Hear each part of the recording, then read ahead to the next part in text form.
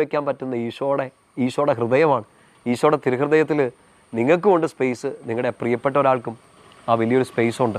അത് മറന്നു കളഞ്ഞേക്കല്ലേ. ആ ബോധ്യത്തോടെ നിങ്ങൾക്ക് വേണ്ടിയും നിങ്ങളുടെ പ്രിയപ്പെട്ടവർക്ക് വേണ്ടിയും ഈ സങ്കീർത്തന ഭാഗം ഒന്ന് വായിച്ചു തുടങ്ങുക. 102 സങ്കീർത്തനം ഇങ്ങനെയാണ്: കർത്താവേ, എൻ്റെ പ്രാർത്ഥന കേൾക്കണമേ, എൻ്റെ നിലവിളി അങ്ങയുടെ സന്നിധിയിലെത്തട്ടെ. എൻ്റെ കഷ്ടതയുടെ ദിനത്തിൽ അങ്ങ് എന്നിൽ നിന്ന് മുഖം മറയ്ക്കരുതേ, അങ്ങെനിക്ക് ചെവി തരണമേ. ഞാൻ വിളിച്ചപേക്ഷിക്കുമ്പോൾ എനിക്ക് വേഗം ഉത്തരം തരണമേ.